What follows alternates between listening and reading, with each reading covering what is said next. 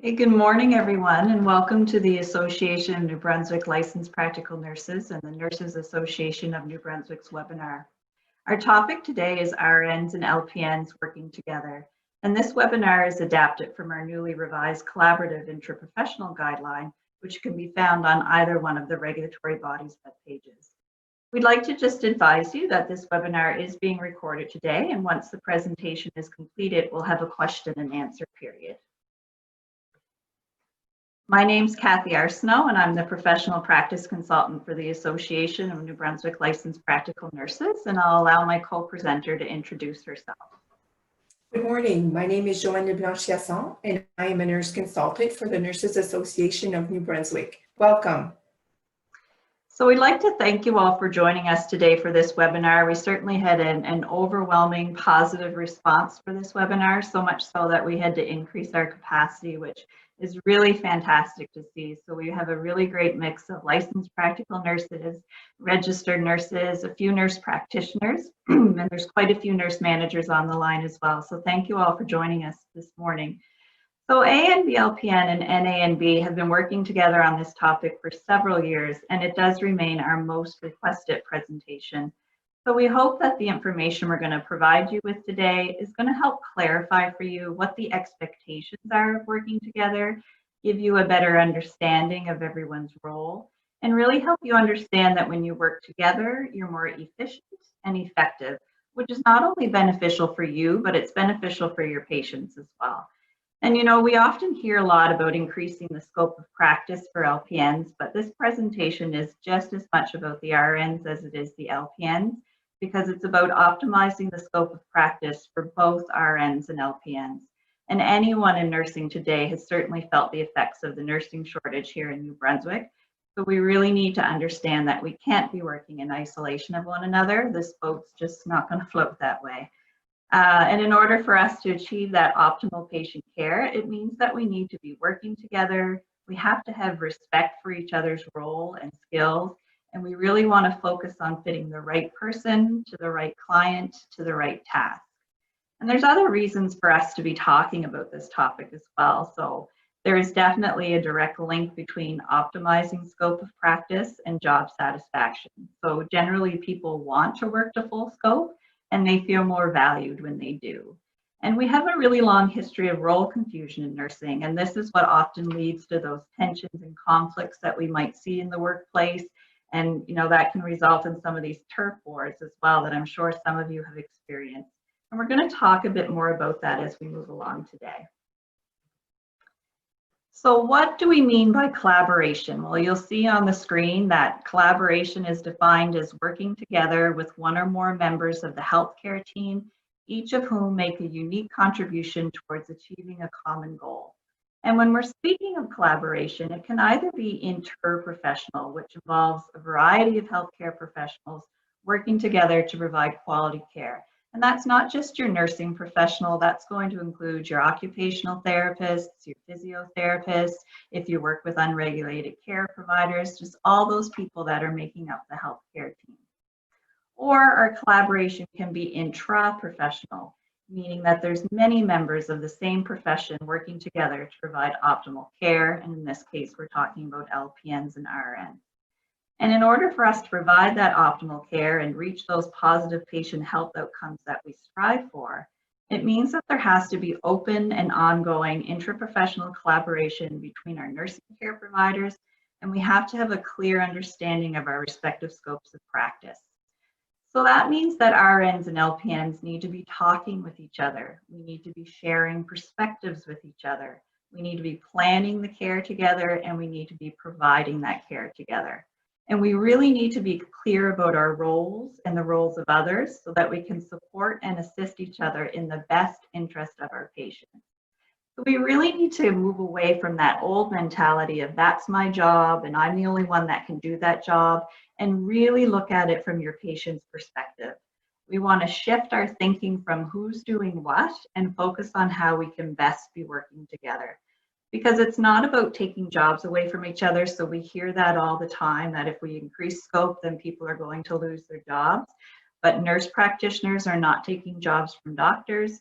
LPNs are not taking jobs from RNs, and PSWs are not taking jobs from LPNs. We all have a place in the healthcare system. So it has to remain crucial that we're collaborating and we're working on this role optimization for both the LPN and the RN in order for us to meet the demands of healthcare and manage the healthcare shortages that we're seeing today. And I always like to bring it back to a leadership workshop that the Nurses Association put on probably about 1.5 years ago, where Michael Villeneuve, who's the CEO of the Canadian Nurses Association, spoke. And he spoke of collaboration and leadership. And he made 2 really significant points that I thought spoke well to this presentation. One of the things he stated was that nobody owns competencies. And when you think about it, we are teaching our patients how to do their own injections at home. We're teaching them how to do dialysis at home. And we don't have a problem doing that. So we shouldn't have a problem teaching each other some of these skills as well. The other thing that he said was that your patients are not concerned with titles. What they're concerned with is getting the care that they need. They care that you're educated and you're safe and you're competent, of course. But when people are showing up on our doorstep needing care, they're really just looking for the care and they're not so hung up on what the title is. If you've referred to our document, there are 8 principles that provide guidance to achieve that intraprofessional collaboration. And those can be used any way you wish. So I know my colleague Joanne on the line has seen this pinned up in nurses' stations or on a staff communication board. And it just serves as a reminder of what's needed to always keep in mind to ensure that collaborative practice is going to happen. We know that professional nursing care in New Brunswick is provided by 2 regulated groups of healthcare providers. So of course we have our RNs and our LPNs. Each group's regulated by their own piece of legislation. The RNs are regulated under the Nurses Act and the LPNs are regulated under the Licensed Practical Nurses Act. So I'm going to speak to the LPN Act and then I'll hand it over to Joanne to speak to the Nurses Act and continue on with the presentation. So the LPN Act was revised in 2014. Definition of an LPN is quite lengthy in our Act. So you'll see it states that we're a graduate of an approved school of practical nurses who is not a registered nurse in New Brunswick, undertakes the care of patients under the direction and in collaboration with a registered nurse or duly qualified medical practitioner or pharmacist for custodial, convalescent, subacutely ill, and chronically ill patients. So when our Act was amended in 2014, there were 2 significant changes that were made. In the group of persons that we work under the direction and in collaboration with, pharmacist was added in 2014. And that helped open some doors for LPNs because that was new. So that explains why you would see an LPN perhaps working in a pharmacy, giving the flu shot because they are able to work under the direction and in collaboration with the pharmacist. The other significant change that happened was under the patient population that we care for, subacutely ill was added, which again helped open doors for LPNs and why you would see LPNs working in ICU, oncology, ER, places that years ago you would not have seen a licensed practical nurse. But we've added that because LPNs are educated and capable of caring for those who are subacutely ill.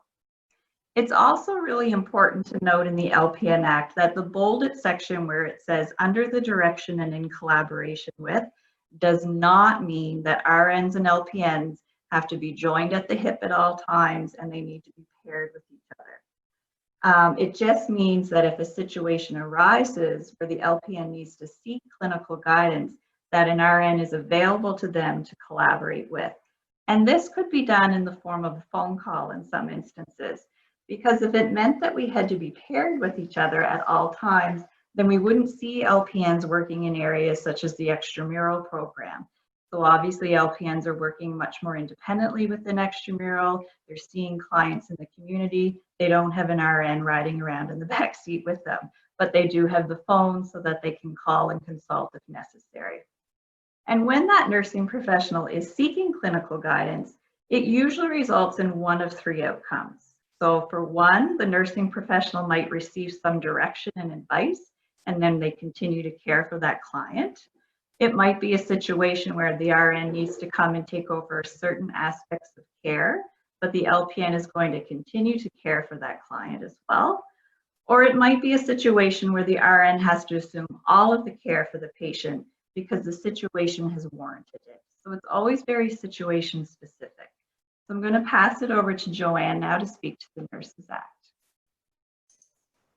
Thank you, Kathy.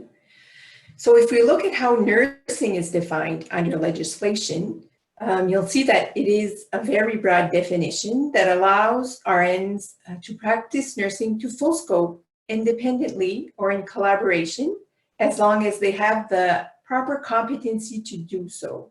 So the Nurses Act defines nursing as the practice of nursing and includes the nursing assessment and treatment of human responses to actual or potential health problems and the nursing supervision thereof.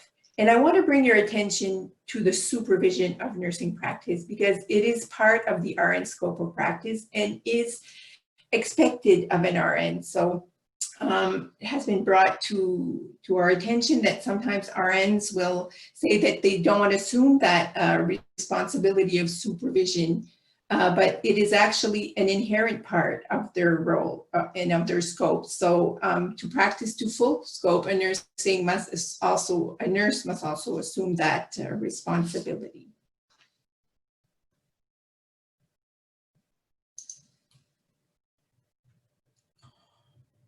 Sorry, folks.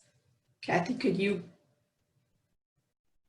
Oh, I think I can bring it back to the, sorry about that. So now let's take a few moments to look at the similarities between the registered nurse and the licensed practical nurse. So first, the foundational knowledge, in other words, the base of both educational programs is the same, even though the education requirements are different. Both RNs and LPNs are prepared for safe, ethical, and competent practice at a entry to practice level. So both professional groups are expected to have acquired the entry-level competencies when they graduate from an approved nursing education program. Both groups are regulated by their respective regulatory bodies, so the Nurses Association of New Brunswick for Registered Nurses and the Association of New Brunswick Licensed Practical Nurses for Licensed Practical Nurses. And before being able to use the title of registered nurse or licensed practical nurse and practice to their full scope of practice, both RNs and LPNs are required to write an entry to practice exam and to be successful. And this exam actually verifies that those entry-level competencies have been acquired. And both RNs and LPNs are also accountable for their own practice. So that makes them responsible for their decisions, actions, or even inactions. RNs and LPNs also participate in self-regulation, and that's achieved by ensuring that they maintain competency by participating in continuing competency education, by acting professionally and accepting accountability for their practice, by maintaining fitness to practice, and by taking action if they become aware of an unsafe, incompetent, or unethical practice. So even though there are many similarities, there are also differences between the RN and the LPN. So the education that is required is different.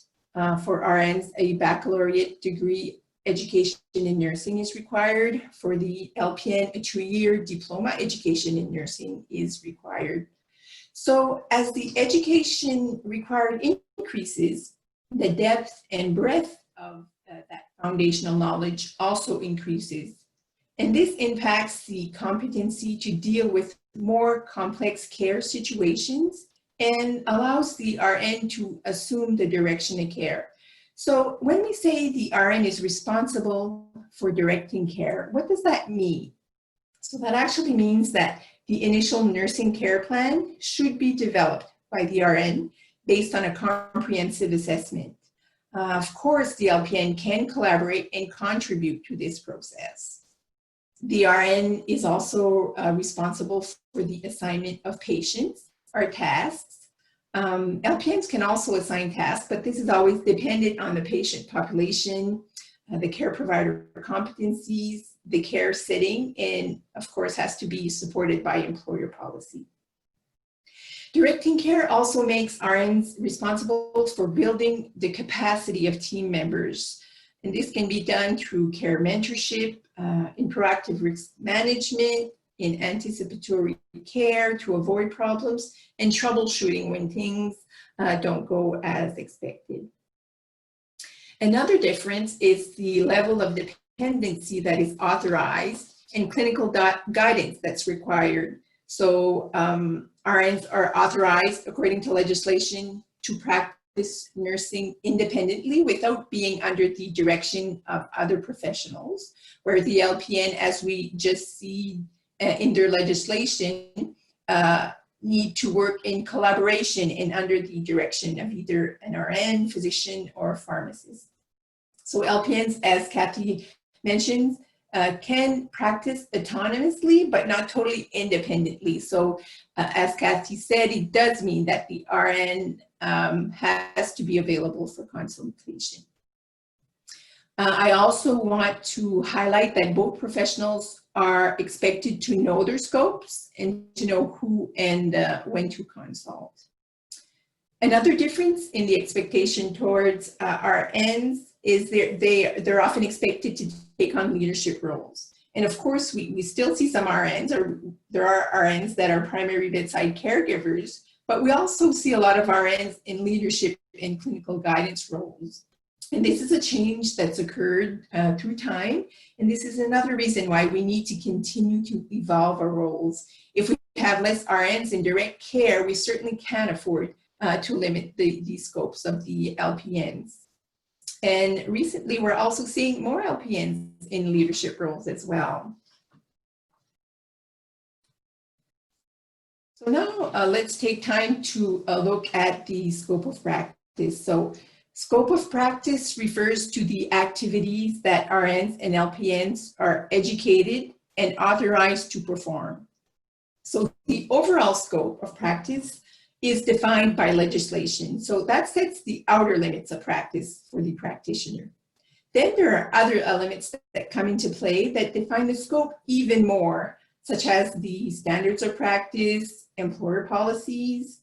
So each element in this illustration of the scope of practice, as we move inwards, each element put some limitations on the scope. So a great example in relation to employer policy is the administration of IV antibiotics is within the scope of practice of LPNs. However, we still see some employers that don't yet have a policy to support this. So they don't currently allow LPNs to administer IV antibiotics.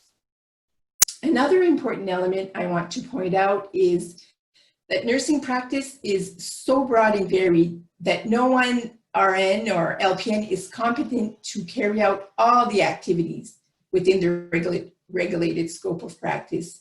So this is why it's very important to also consider the individual's competencies when we think about scope of practice. It's very important for nursing professionals to be aware of the limits of their individual scope and competency. And the respective standards of practice for the LPNs and RNs make it very clear that they must have the competency to carry out a nursing activity before they proceed with that activity. Also, in many instances, there are activities that may fall within the legislated scope of practice of both the LPN and the RN, but that doesn't necessarily mean that it's appropriate for all LPNs or RNs in all settings to carry out those activities. So, for instance, while it's in the scope of practice of both the LPN and the RN to initiate an IV and even to obtain blood samples, not all have the competency to provide this care.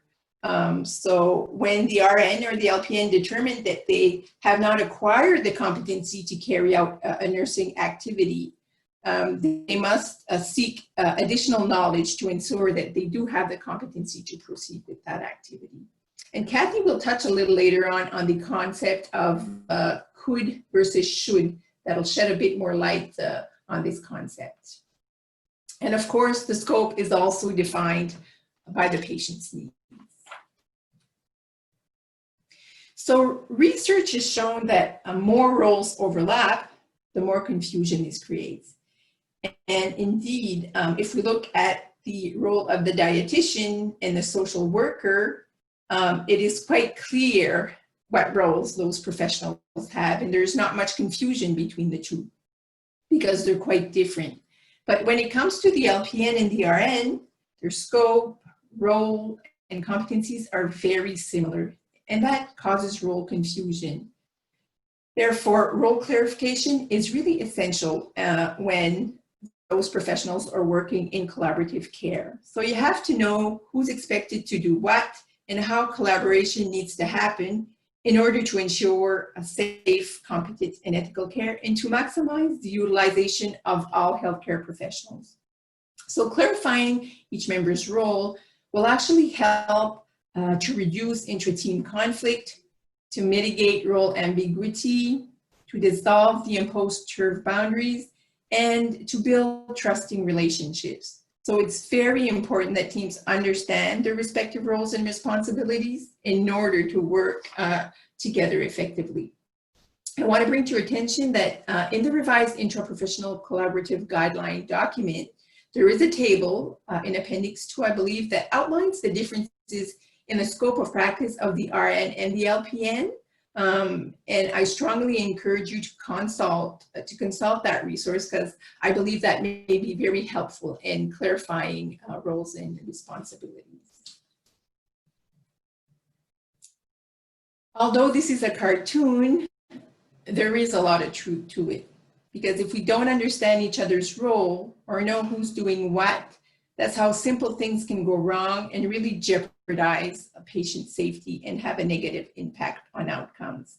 So having role clarity and an understanding of responsibilities really comes down to effective communication amongst team members.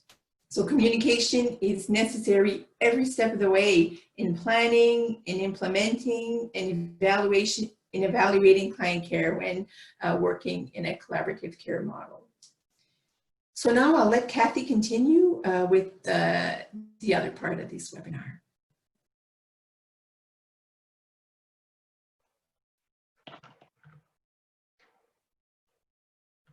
Thanks, Joanne. So I'm now going to introduce you to the three-factor framework, and this was developed by the College of Nurses in Ontario. So this framework is really now widely being used to make those effective decisions about whether you're going, which nursing category you're going to match with which client. So as the title suggests, it does involve three factors, and those three factors are the client, the actual nursing professional, and the practice environment that you're working in. And so when we're speaking of the client or the patient, we want to be looking at what's their level of complexity, what's their predictability, and what is their risk for a negative outcome. So if we break each of those factors down a little bit, when we're talking about complexity, that's going to be the degree that a patient's condition and care needs can be easily identified. When we're looking at their predictability, that's the extent that a patient's outcome and future care needs can be anticipated.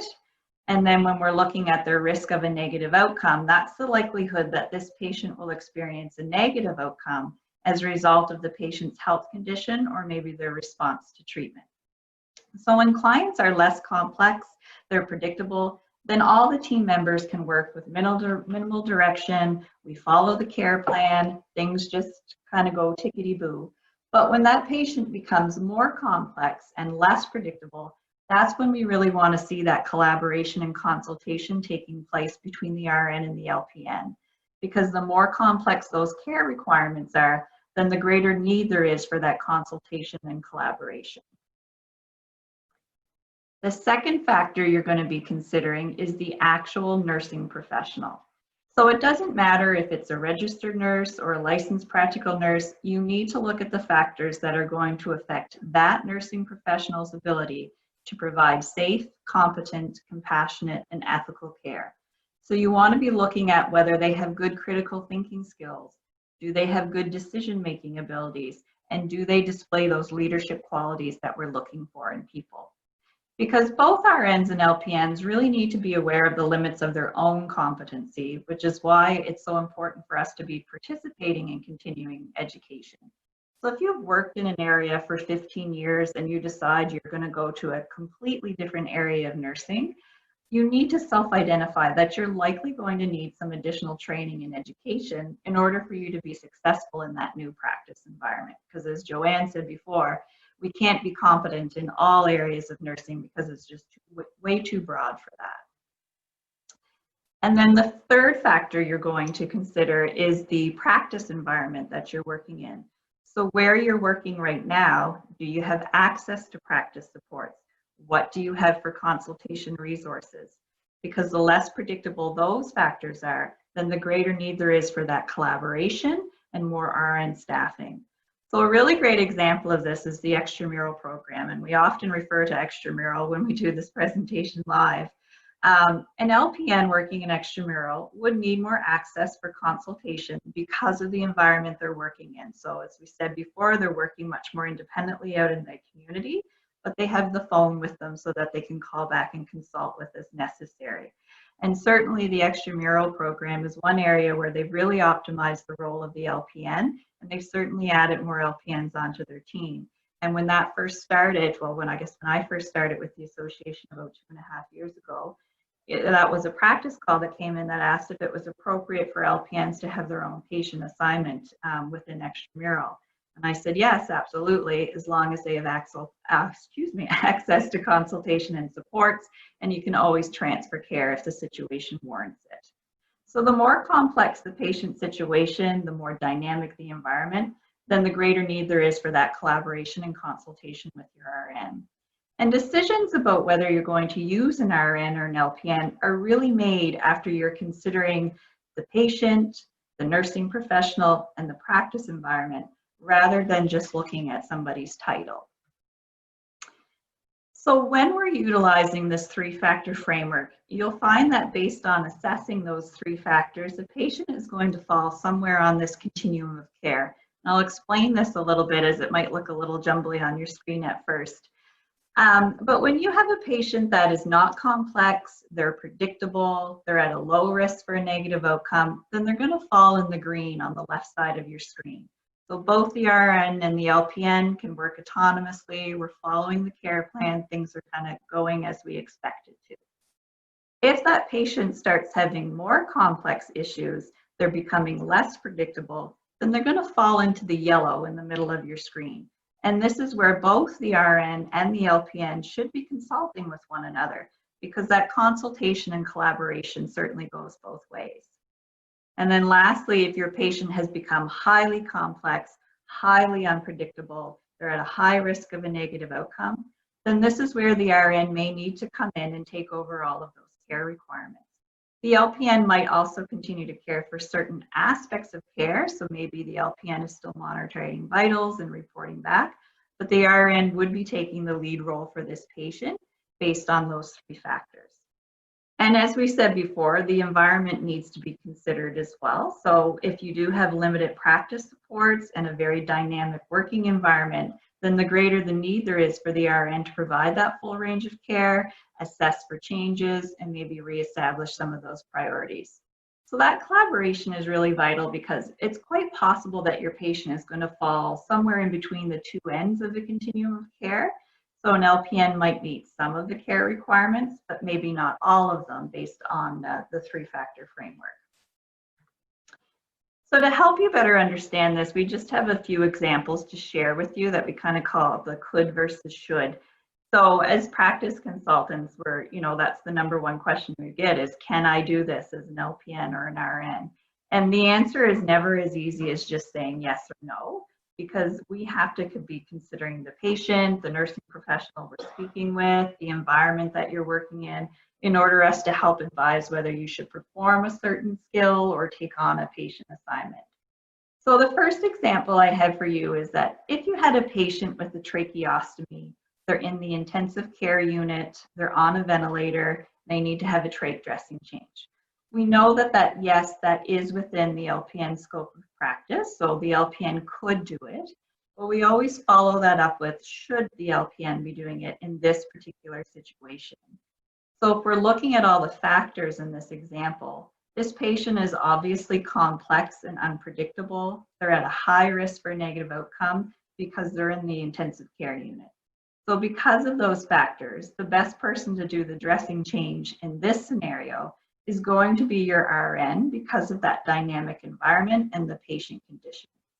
If this patient was on a medical unit and the tracheostomy was a normal standard of care for them, then the LPN, there'd be no question. We would just certainly just go ahead and do that dressing change, of course, as long as the LPN was competent to do so. Another example we use is for immunizations, and this is also a great one for extramural. So for LPNs, immunizations not covered in the basic PN program, but LPNs can obtain this education and receive some clinical mentorship and kind of add that to their own personal scope of practice. So it could be seen as an added competency or an advanced competency, as long as they got the education to do so. But if you've had a client that has never received the flu shot before, and it's the first time that this LPN is going to perform the skill independently, we again ask, should the LPN be giving this flu shot to this particular client? And so when we're looking at all those factors, this client has never received a flu shot before, so this makes the patient outcome unpredictable. So the RN would maybe be the more appropriate one to give that vaccine for the first time. Of course, if there's been no negative reaction or anything, and the following year the client needs the flu vaccine again, it's a better situation for the LPN to administer it.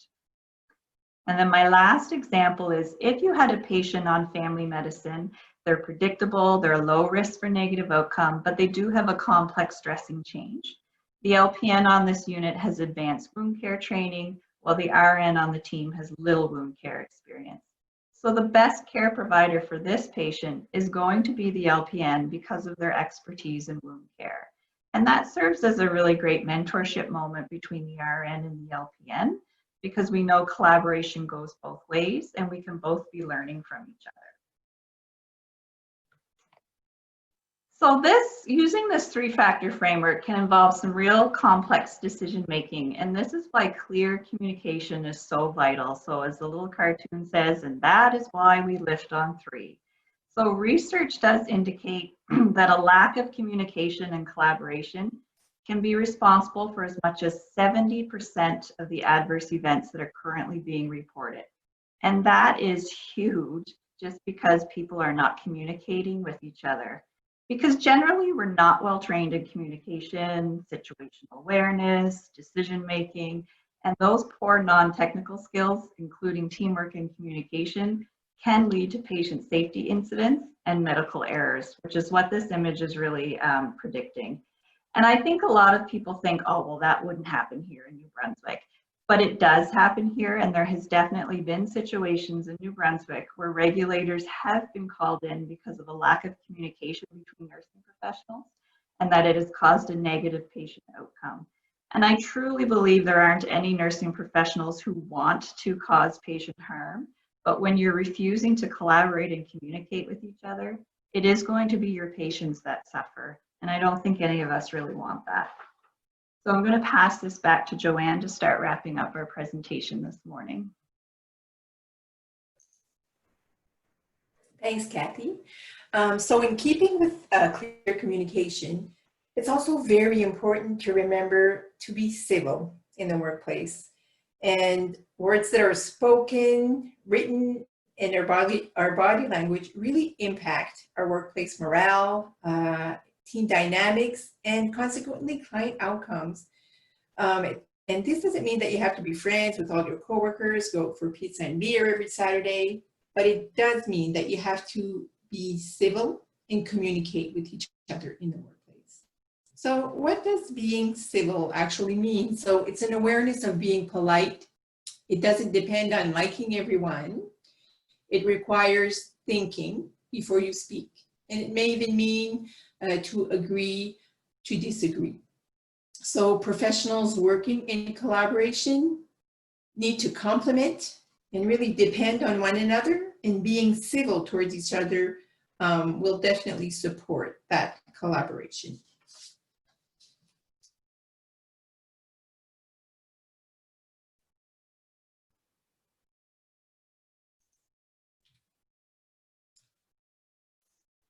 Sorry, people, when I tried to change the slides, we get into technical difficulties. So all of these changes and expectations within nursing practice may lead to different feelings, some feelings of loss, perhaps, feeling of confusion. Some may call it identity crisis, and some will call it role evolution. So, but regardless of how it's labeled, it involves change. And it's a known fact that it's human nature to resist to change. And it's important to acknowledge that we all deal with change differently.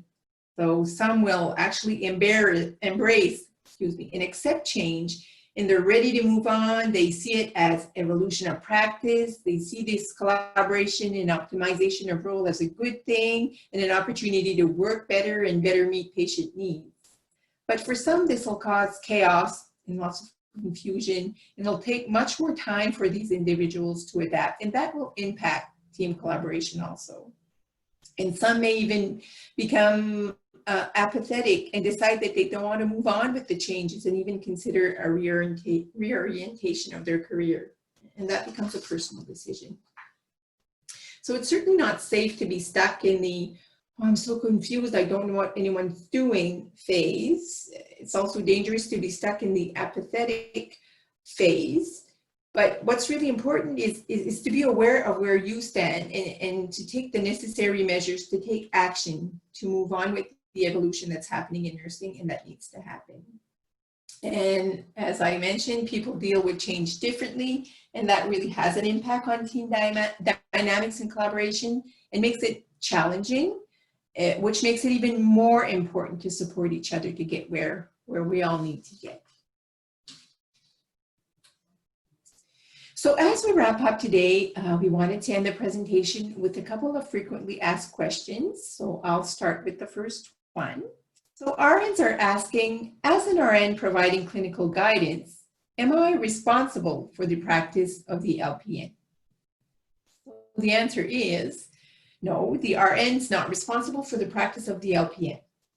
Because like the RN, LPNs are self-regulated professionals who are required to meet standards of practice. They're required to follow a code of ethics, and they're completely responsible for their own practice.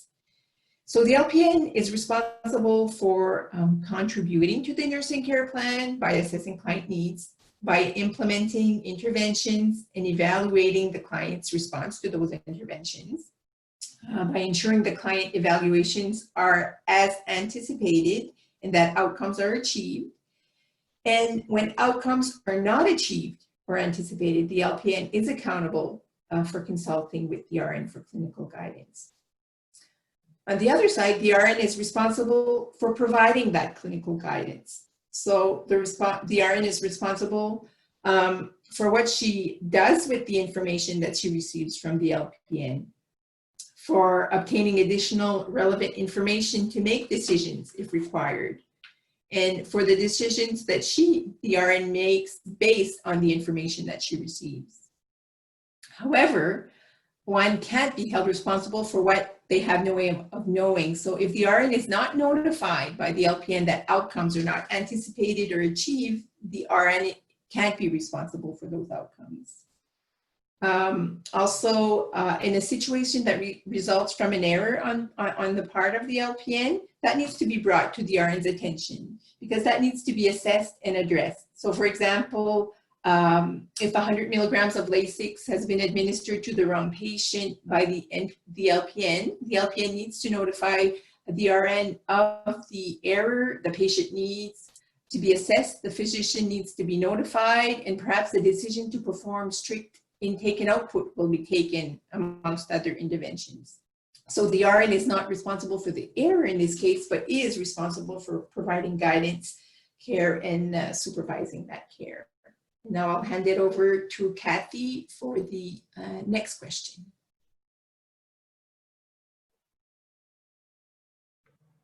Perfect, thank you. Excuse me.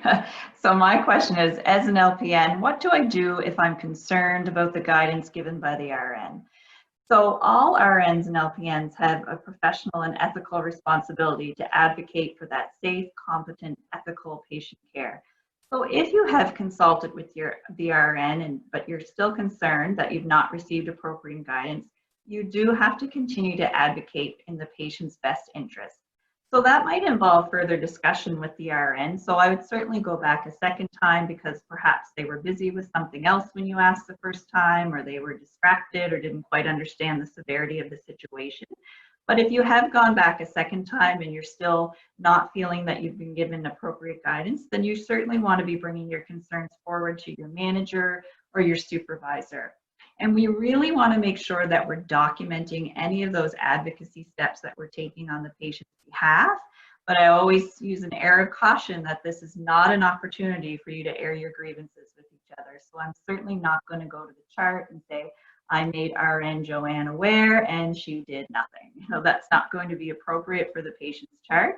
We're just going to be very objective in our charting and state all the steps that we took to help advocate for our patient.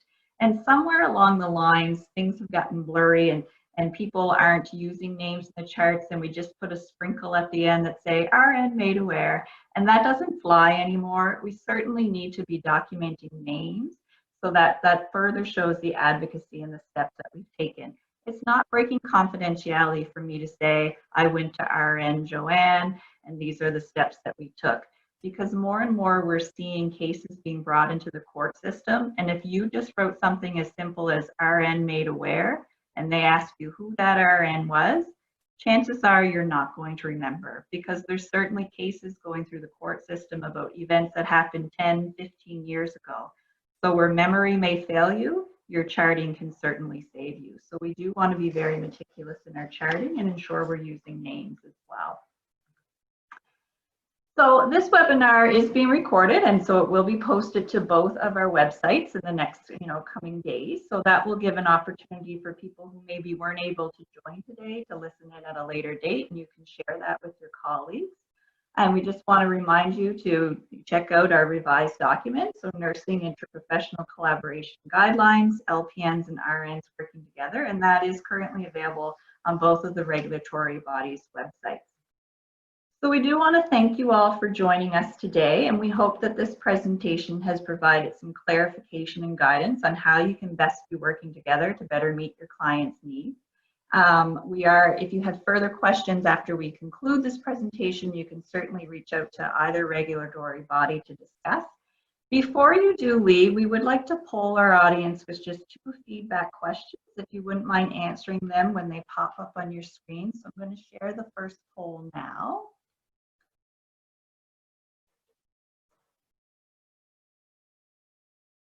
So you should see that on your screen now. If you could just vote.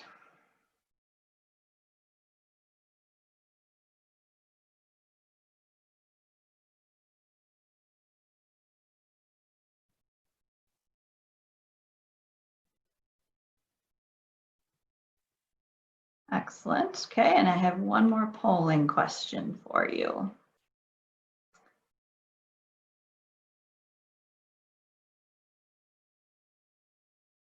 So the question is just, do you feel you are working within a collaborative care model that supports role optimization?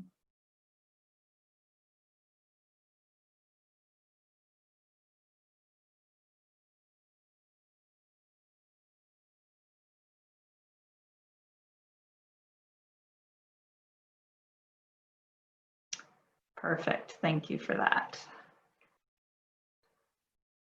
All right, well, again, thank you so much for joining us today, and we'd certainly be remiss if we also didn't thank you all for all of your hard work and dedication during the COVID-19 pandemic. I know there's a lot to keep up on in terms of policies, so we certainly thank all the nursing professionals there for that. We are going to open it up for some Q&A now. I'm just going to turn off our recording here.